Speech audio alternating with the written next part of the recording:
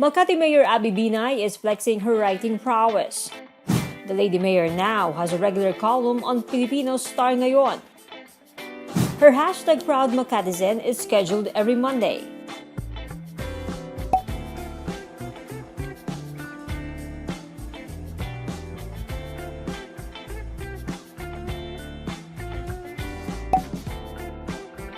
For her first published column, Binay wrote a piece about Makati's policemen.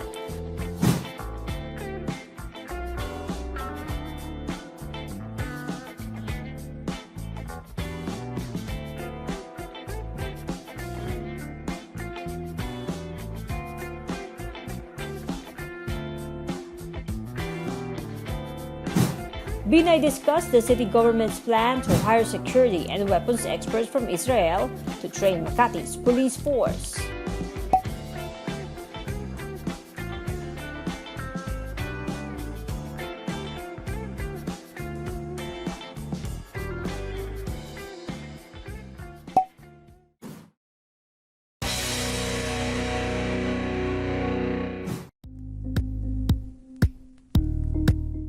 Thank you for watching Politiko TV. Please like and subscribe to our channel for more videos.